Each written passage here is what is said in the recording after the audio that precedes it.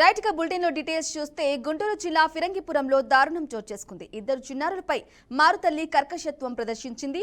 కార్తిక్ అనే బాలుడిని మారుతల్లి లక్ష్మి గోడకేసి కొట్టి చంపేసింది. అలాగే మరో బాలుడిని అట్ల పెనంతో వాతలు పెట్టింది. ఇక తీవ్ర గాయాలు కావడంతో బాలుడు కేకలు వేయక స్థానికులు పోలీసులకు సమాచారం అందజేశారు. అయితే భార్య చనిపోవడంతో లక్ష్మితో చిన్నారుల తండ్రి సాగర్ సహజీవనం చేస్తున్నాడు. ఇక మరణించిన బాలుడు కార్తిక్ మృతదేహాన్ని పోస్టుమార్టం కోసం గుంటూరులోని జీజీహెచ్ కు తరలించారు. అయితే రంగంలోకి దిగిన పోలీసులు నిందితురాలిని పట్టుకుని రిమాండ్కు తరలించినట్లు తెలిపారు. ఈ ఘటనపై కేసు నమోదు చేసుకుని విచారణ చేపట్టినట్లు వెల్లడించారు.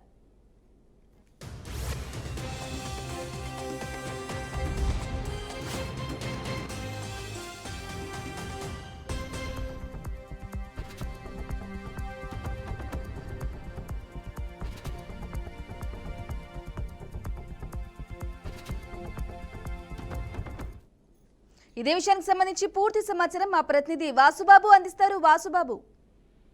రైట్ బ్రాహ్మణి, పల్నాడు జిల్లా గొల్లపాలెం గ్రామంలో దారుణ ఘటన చోటు చేసుకుంది. స్మృతి తల్లి కసాయితనంతో బాలుడు మృతి చెందిన సంఘటన స్థానికులను కలిచివేస్తుంది. కంచెర్ల సాగర్ తన మొదటి భార్య ఇద్దరు కవళ్లకు జన్మనిచ్చిన తర్వాత రెండోసారి ప్రసవ సమయంలో అనారోగ్య కారణాలతో మరణించిన తర్వాత పెద్దల అనుమతి లేకుండానే లక్ష్మి అనే ఆమెను రెండో వివాహం చేసుకున్నాడు కంచెర్ల సాగర్.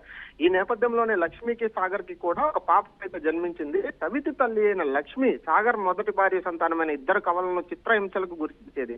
ఎవరూ లేని చూసి నిన్న కవలల్లో ఒకడైన చిన్న బాబును కార్తీక్ ను ఇష్టానుసారంగా గోడకేసి కొట్టడంతో తలపై దెబ్బ తగిలి అక్కడికక్కడే మృతి చెందాడు. రెండో బాబు అయిన ఆకాష్ ను అట్లనంపై బాగా కాల్చి వాపెట్టడంతో తీవ్ర రక్తస్రావం అవడంతో మేనత్త స్థానికుల సాయంతో గుంటూరు జీజెచ్కి అయితే తరలించింది. ఈ నేపథ్యంలోనే మారుతల్లి కసాయితనం గురించి స్థానికులు పోలీసులకు అయితే ఫిర్యాదు చేశారు. కేసును నమోదు చేసి ఫిరంగిపురం పోలీసులు విచారణ చేస్తున్నారు. బ్రాహ్మణి, అయితే తండ్రి గురించి తెలిసిందా వాసు? తండ్రి ఏమంటున్నారు? ప్రస్తుతానికి పోలీసులు తండ్రిని వాళ్ళ మారుతల్లి అయిన లక్ష్మిని ఇద్దరిని అయితే అదుపులోకి తీసుకున్నారు. ఈ అదుపులోకి తీసుకున్న తర్వాత విచారణ చేసి అసలు ఎందుకు చేసింది, ఎప్పటి నుంచి పెళ్ళైన అనంతరం ఇలా మారిందా, లేదు అంటే పెళ్లికి ముందు ఇలా ఉందా, అసలు అంగీకారం కూడా లేదు. ప్రస్తుతానికి పెళ్లి జరిగేటప్పుడు లక్ష్మితో పెళ్లి చేసుకోవడానికి అటు ఇరు వర్గాల పెద్దలు కూడా అంగీకరించలేదు. గత కొంతకాలంగా అక్రమ సంబంధం అనంతరమే లక్ష్మిని అయితే పెళ్లి చేసుకున్నారని చెప్పి స్థానికులు అయితే చెప్తున్నారు. ప్రస్తుతం ఇద్దరు పిల్లల్ని చంపడానికే లక్ష్మి అనేది తెగించిందనేది తెలుస్తుంది. అటు లక్ష్మి చేసిన పనికి స్థానిక పోలీసులకి అయితే సమాచారం ఇచ్చి ప్రస్తుతానికి ఇద్దరిని అయితే అదుపులోకి తీసుకున్నారు. ఈ విచారణ అయితే చేపిస్తున్నారు. అటు ఆ సీరియస్ అట్లకాడ పెట్టే వార్తలు కాల్చిన ఆకాశ్ ను కూడా ప్రస్తుతానికి జీజెచ్కి తరలించారు. ఆ బాబు పరిస్థితి కూడా విషమంగా ఉందని ప్రస్తుతానికి అయితే వైద్యులు అయితే చెప్తున్నారు. Brahmani. Right Vasu, thank you for the updates.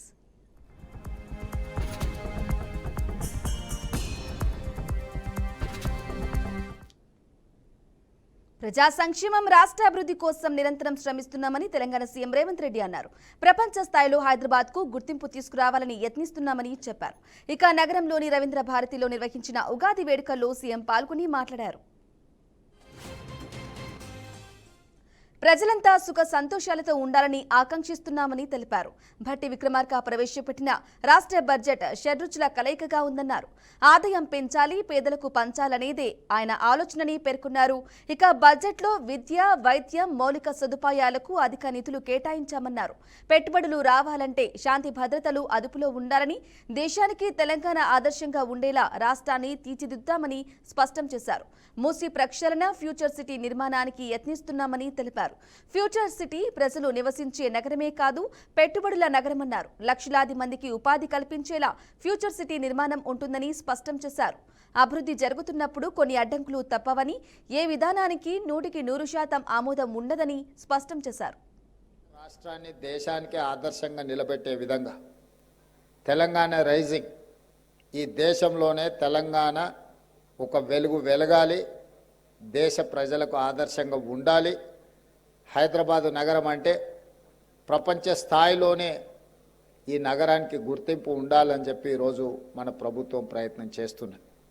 దాంట్లో భాగంగానే మూసీ ప్రక్షాళన కావచ్చు, రీజనల్ రింగ్ రోడ్ కావచ్చు, ఇంకొక కొత్త నగరాన్ని, ఒక ఫ్యూచర్ సిటీని ఈరోజు మనం నిర్మించుకోవాలనుకుంటున్నాం. ఎక్కడైనా ఈ దేశంలో స్వతంత్రం వచ్చినప్పటి నుంచి ఒక చండీగఢ్ తప్ప ఒక సంపూర్ణమైన నగరాన్ని ఎక్కడ నిర్మాణం జరగలేదు. దేశంలో ఉన్న నగరాలే కాస్త విస్తరించుకుంటూ వచ్చినాయి. ఆ విస్తరణ చేసిన నగరాలు అస్తవ్యస్తంగా మారడం వల్ల అందుకే ఈరోజు ఈ దేశంలో కొత్త నగర నిర్మాణం జరగాల్సిన అవసరం ఉన్నది. ఈ కొత్త నగరాల నిర్మాణం జరగాలి అంటే దానికి నమూనా ఈ దేశంలో ఎక్కడా లేదు. అందుకే తెలంగాణ రాష్ట్రం ఆ ఫ్యూచర్ సిటీని నిర్మించడం ద్వారా దేశానికి ఒక ఆదర్శంగా నిలబడి ఒక నమూనా నగరాన్ని ఇవాళ మనం నిర్మించాలనుకుంటున్నాం. అది కేవలం జనావాస యోగ్యమైన నగరం కాదు, ఉద్యోగ ఉపాధి అవకాశాలు కల్పించుకుంటూ ఈ రాష్ట్రంలో సంక్షేమ పథకాలు అమలు చేయాలంటే అత్యంత వెనుకబడిన వర్గాలైన దళితులు, గిరిజనులు, ఆదివాసీలు, బలహీన వర్గాలు, మైనారిటీలు, మహిళలకు అవసరమైన సంక్షేమ అభివృద్ధి కోసం నిధులను సేకరించాలంటే అక్కడ పెట్టుబడులు రావాలి.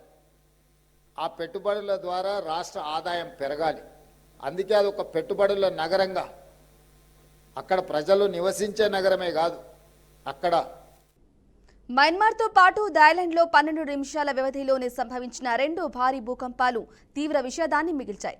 ఈ భూకంపం 334 అణుబాంబులతో సమానమైన శక్తిని విడుదల చేసి వినాశనం సృష్టించిందని స్థానిక భూ విజ్ఞాన శాస్త్రవేత్త పేర్కొన్నారు. ఈ ప్రాంతంలో మరిన్ని ప్రకంపనలు వచ్చే ప్రమాదం ఉందని ఆమె హెచ్చరించారు. భారత టెక్టానిక్ ఫలకాలు యురేషియన్ ప్లేట్లను వరుసగా ఢీకొట్టుడు ఉండడంతో వల్ల నెలల తరబడి ఆఫ్టర్ షాక్స్ వచ్చే అవకాశం ఉందని జస్ ఫినిక్స్ తెలిపారు. దేశంలో కొనసాగుతున్న అంతర్యుద్ధం కారణంగా మయన్మార్ విపత్తు మరింత తీవ్రతరమవుతోందని హెచ్చరించారు. ఇక కమ్యూనికేషన్లో అంతరాయం వల్ల అక్కడి పూర్తి స్థాయి పరిస్థితులను బాహ్య ప్రపంచం గుర్తించడానికి అవకాశం లేకుండా పోయిందన్నారు. భూ ఉపరితలానికి 10 కిలోమీటర్ల లోతులోనే ప్రకంపనల కేంద్రాలు ఉన్నాయని యునైటెడ్ స్టేట్స్ జియోలాజికల్ సర్వే వెల్లడించింది. ఈ విపత్తు కారణంగా మృతుల సంఖ్య 10,000 దాటే అవకాశం ఉందని అమెరికా ఏజెన్సీ అంచనా వేసింది. కాగా ఇప్పటి వరకు 1600 మందికి పైగా మృతి చెందినట్లు అక్కడి సైనిక ప్రభుత్వం ప్రకటించింది.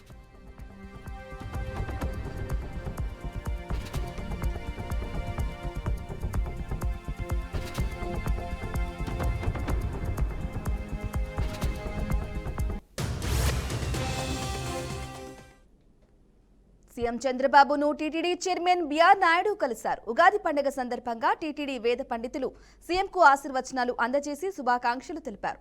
శాలువా కప్పి స్వామివారి తీర్థ ప్రసాదాలను బిఆర్ నాయుడు అందించారు. తిరుమలలో భక్తులకు అందుతున్న సేవల గురించి చంద్రబాబు నాయుడు చైర్మన్ను వివరాలు అడిగి తెలుసుకున్నారు.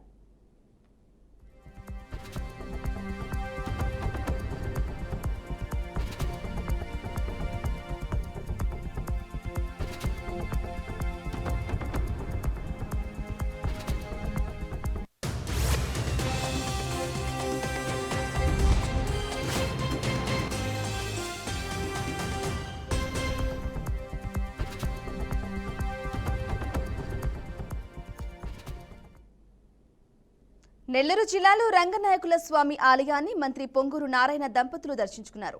టెంపుల్ అధికారులు, అర్చకులు మర్యాదలతో పూర్ణ కుంభ స్వాగతం పలికారు. ఆలయంలో ప్రత్యేక పూజలు నిర్వహించారు. మంత్రి నారాయణ రాష్ట్ర ప్రజలకు ఉగాది శుభాకాంక్షలు తెలిపారు. ఘాట్లో అభివృద్ధి పనులపై అధికారులకు పలు సూచనలు చేశారు. గత ప్రభుత్వం రివర్స్ టెండరింగ్తో పనులు కూడా రివర్స్ చేసిందన్నారు. టీడీపీ ప్రభుత్వం చేపట్టిన అభివృద్ధి పనులను గత ప్రభుత్వం ఎక్కడికక్కడ నిలిపివేసిందన్నారు. రంగనాయకుల స్వామి ఘాట్ పనులు తిరిగి ప్రారంభిస్తామని తెలిపారు. అప్పటి కాంట్రాక్టర్కే పనులు అప్పగించామని చెప్పారు.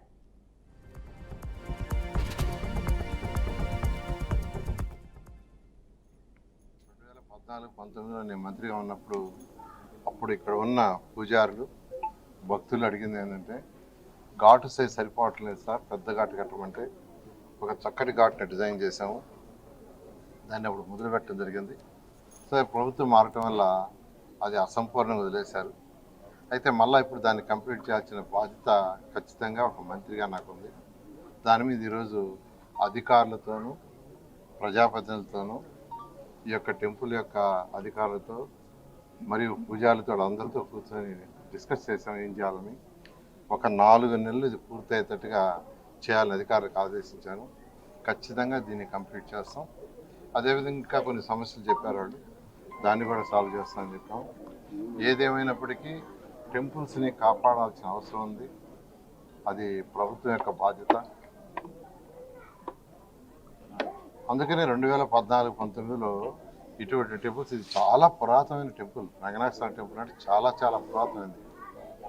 ఇలాంటి టెంపుల్స్కి చేయాలనే ఉద్దేశంతో ఆ రోజు యాక్చువల్గా స్పెషల్గా ఇది టేకప్ చేసే వర్క్.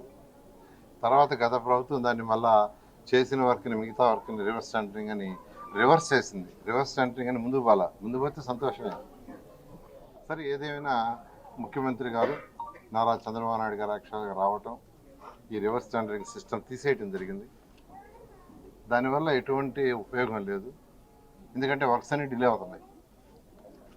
ఈరోజు మళ్ళీ దాని టెండర్ని 4 నెలల్లో ఇమీడియట్గా 1 మంత్లో ఆ యొక్క టెండర్ కూడా క్యాన్సిల్ చేయలేదంటే ఎవరికైతే వర్క్ ఇచ్చారో అది లైవ్లో ఉంది. కానీ వాళ్ళు విశాఖలో హోంమంత్రి వంగలపూడి అనిత తెలుగు ప్రజలందరికీ ఉగాది శుభాకాంక్షలు తెలిపారు. కుటుంబ సమేతంగా శ్రీ నూకాంబిక అమ్మవారిని దర్శించుకోవడం అదృష్టంగా భావిస్తున్నామన్నారు. ముఖ్యమంత్రి చంద్రబాబు ప్రజలందరూ ఆయుర ఆరోగ్యాలతో సంతోషంగా ఉండాలని అమ్మవారిని ప్రార్థించారని తెలిపారు. భక్తులకు ఎలాంటి ఇబ్బంది లేకుండా ప్రభుత్వం ఏర్పాట్లు చేసిందని ఆమె చెప్పారు. అమ్మవారి జాతరను రాష్ట్ర పండుగగా ప్రకటించడంలో ఎమ్మెల్యే కొనతాల రామకృష్ణ కృషి ఉందని తెలిపారు.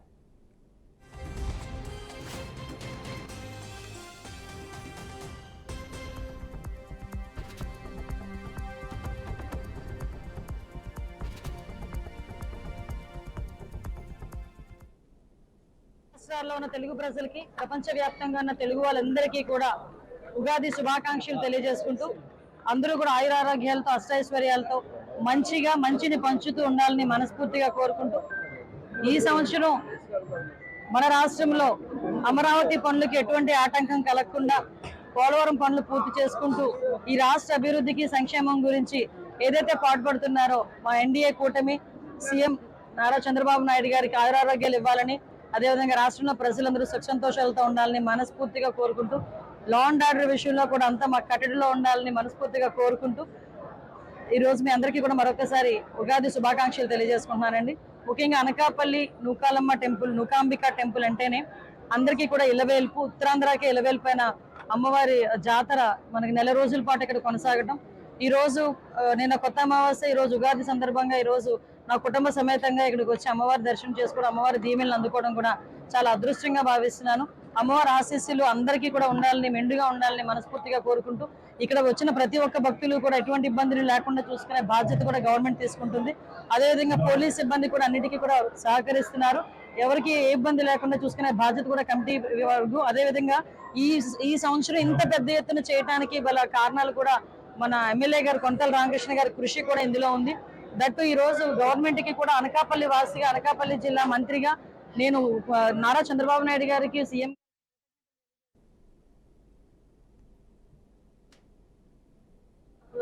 చంద్రబాబు నాయుడు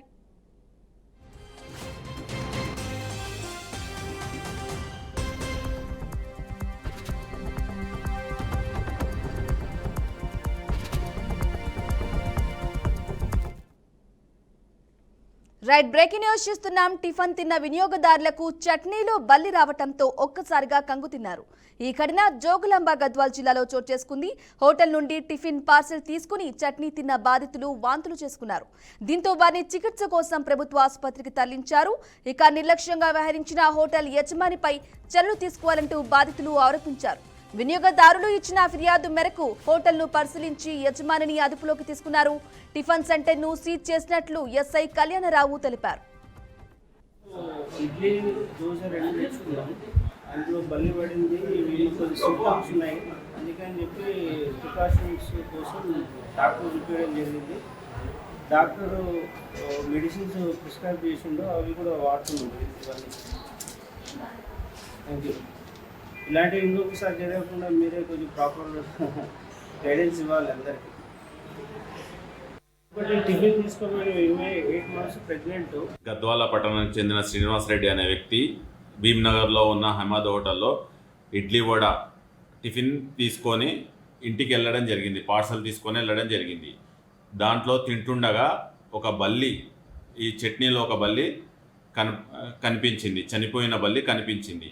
ఇమీడియట్గా హాస్పిటల్లో జాయిన్ అవ్వడం జరిగింది. గవర్నమెంట్ హాస్పిటల్లో జాయిన్ అవ్వడం జరిగింది. అతనికి వామిటింగ్ సెన్సేషన్స్ కానీ సిమ్టమ్స్ కానీ వామిటింగ్ సెన్సేషన్స్, సిమ్టమ్స్, స్వెట్ రావడం కానీ అనిపించింది. దీనిపై కేసు నమోదు చేసి దర్యాప్తు చేస్తున్నాము. అహ్మద్ హోటల్ని సీజ్ చేయడం జరిగింది. ఏలూరు పాలక సంస్థ శానిటరీ ఇన్స్పెక్టర్లకు additional commissioner Chandraiah zoom meeting నిర్వహించారు. జూమ్ మీటింగ్ జరుగుతూ ఉన్న నేపథ్యంలో 16వ శానిటరీ సర్కిల్ కు చెందిన ఇన్స్పెక్టర్ సోమేశ్వరరావు దర్జాగా కూర్చుని ధూమపానం చేస్తూ కనిపించారు. దీంతో జూమ్ లోని వారు అంతా ఒక్కసారిగా కంగుతిన్నారు. సమావేశం అనంతరం ఆ దృశ్యాలను తిలకించిన ఉన్నతాధికారులు ఆగ్రహం వ్యక్తం చేశారు. నగర కమిషనర్ భాను ప్రతాప్ ఆదేశాల మేరకు అడిషనల్ కమిషనర్ చంద్రయ్య సంబంధిత శానిటరీ ఇన్స్పెక్టర్ సోమేశ్వరరావుకు షోకాజ్ నోటీసు జారీ చేసినట్లు వెల్లడించారు. రేపు డీసెల్టింగ్ చేస్తున్నప్పుడు మీ ఏరియా కవర్ చేసుకుంటే మనకు చెప్పడానికి వీలు ఉంటుంది. కాబట్టి ఆల్ శానిటరీ సెక్రటరీస్ మీ ఏరియాలో మేజర్ ట్యాంక్స్ ఏవైతే ఉన్నాయో వాటిని నోట్ చేసి పెట్టుకోండి. రేపు ఈ మన డీసెల్టింగ్ యాక్టివిటీ స్టార్ట్ చేసినప్పుడు ఆ ఏరియా కవర్ అయ్యేటట్టు మీరు ప్లాన్ చేసుకోవాలి. సో ఈ డాటా మీ దగ్గర ఎప్పుడైతే ఉంటుందో అది మాకు షేర్ చేయగలిగితే, అంటే త్రూ శానిటరీ ఇన్స్పెక్టర్ చేయగలిగితే కన్నా మనకు ఆ ఏరియా చేసేసి వెరీ పర్టికులర్ చెప్పారు.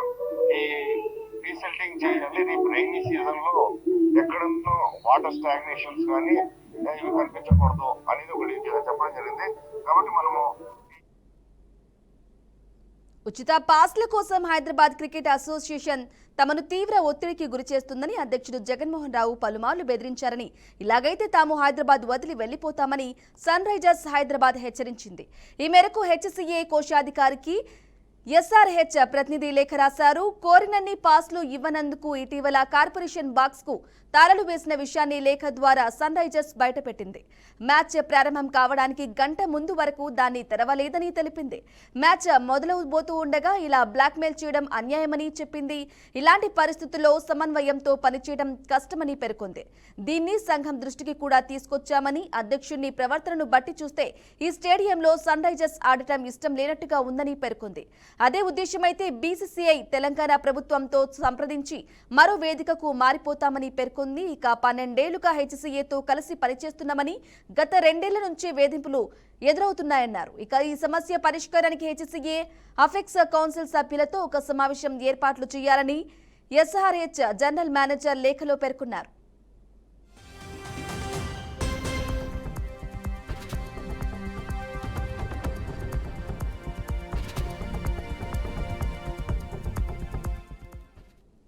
కాగా ఒప్పందం ప్రకారం హెచ్సిఏకు సన్ రైజర్స్ 10% కాంప్లిమెంటరీ టికెట్లు కేటాయిస్తుంది.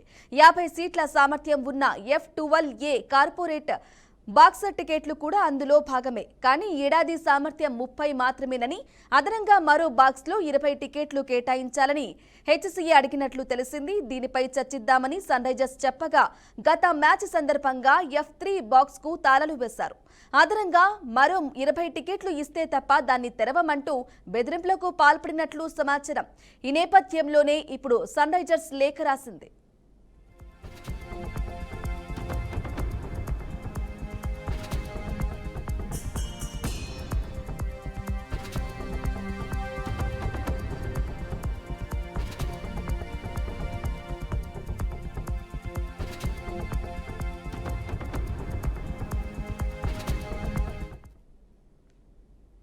తెలుగు రాష్ట్రాల్లో ఉగాది సంబరాలు మొదలైన వేళ ప్రైవేటు ట్రావెల్స్ బస్సు యాక్సిడెంట్ కు గురికావడం తీవ్ర విషాదాన్ని నింపింది. ఆంధ్రప్రదేశ్ నుంచి వస్తున్న ప్రైవేటు ట్రావెల్స్ బస్సు లారీని ఢీకొట్టడంతో ఘోర ప్రమాదం చోటు చేసుకుంది. ఇవాళ తెల్లవారుజామున రంగారెడ్డి జిల్లా షాద్నగర్ నియోజకవర్గం కొత్తూరు బైపాస్ జాతీయ రహదారిపై ప్రమాదం జరిగింది. కడప జిల్లా బద్వేల్ నుండి వస్తున్న బీసీవీఆర్ ట్రావెల్స్ కు చెందిన ఓల్వా బస్సు ముందు వెళ్తున్న లారీని వెనుక నుండి బలంగా ఢీకొనడంతో ప్రమాదం చోటు చేసుకుంది. ముందు వెళ్తున్న లారీ ఒక్కసారిగా బ్రేక్ వేయడంతో వెనకాలే ఉన్న బస్సు ఢీకొన్నట్లు ప్రత్యక్ష సాక్షులు తెలిపారు. ఈ ప్రమాదంలో బస్సు డ్రైవర్తో పాటు 10 మంది ప్రయాణికులు తీవ్ర గాయాలయ్యాయి. క్షతగాత్లను శంషాబాద్ హాస్పిటల్ కు తరలించారు.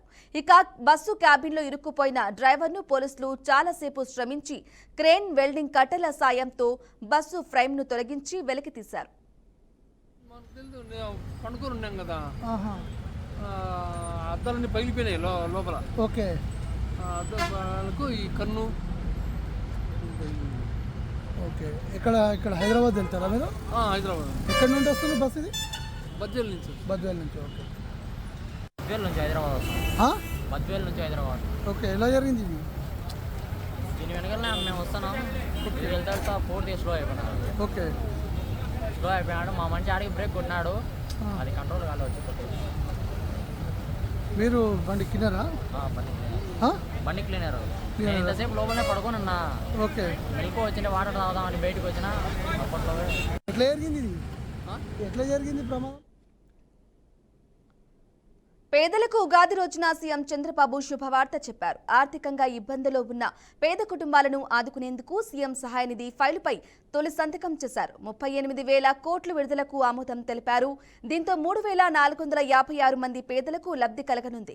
కూటమి ప్రభుత్వం అధికారంలోకి వచ్చాక ముఖ్యమంత్రి సహాయ నిధి ద్వారా ఇప్పటి వరకు 23,418 మంది పేదలకు 281.38 కోట్లను ప్రభుత్వం అందించింది.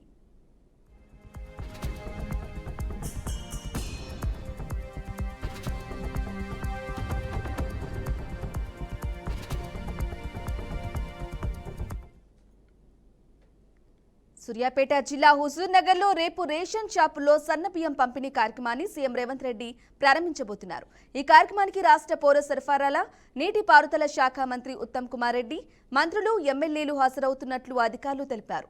దాదాపు 50,000 మందికి పైగా జనాభా హాజరవుతారని అంచనా వేస్తున్నామన్నారు. ఈ కార్యక్రమంలో ఎలాంటి ఇబ్బందులు కలగకుండా పోలీసులు భారీ బందోబస్తును ఏర్పాటు చేసినట్లు తెలియజేశారు.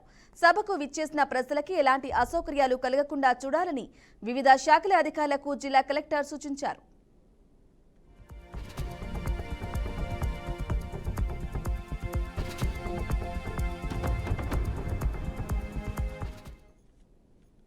ప్రధాని నరేంద్ర మోదీ ఉగాది పర్వదినం సందర్భంగా తెలుగు ప్రజలందరికీ శుభాకాంక్షలు తెలియజేశారు. ఈ మేరకు ఆయన ఎక్స్ వేదికగా తెలుగులో విషెస్ చెబుతూ ట్వీట్ చేశారు.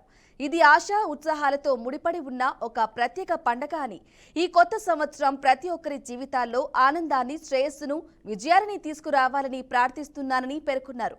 సంతోష, సామరస్యాల స్ఫూర్తి వృద్ధి చెందుతూ మరింతగా వర్ధిల్లుతోందని ఆకాంక్షించారు. ఇక తెలుగులో ప్రధాని విషెస్ చెప్పడంతో ఇందుకు సంబంధించిన ట్వీట్ నెట్టింట వైరల్గా మారింది.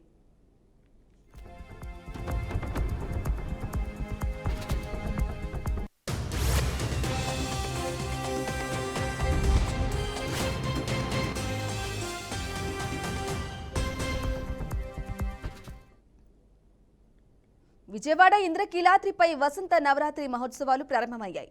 ఈ రోజు నుంచి ఏప్రిల్ 7 వరకు ఇవి కొనసాగుతాయి. ఉత్సవాల్లో భాగంగా 10 రోజుల పాటు ప్రత్యేక పుష్పార్చనలు నిర్వహిస్తారు. ఉగాది సందర్భంగా అమ్మవారి దర్శనం కోసం భక్తులు పెద్ద ఎత్తున తరలివచ్చారు.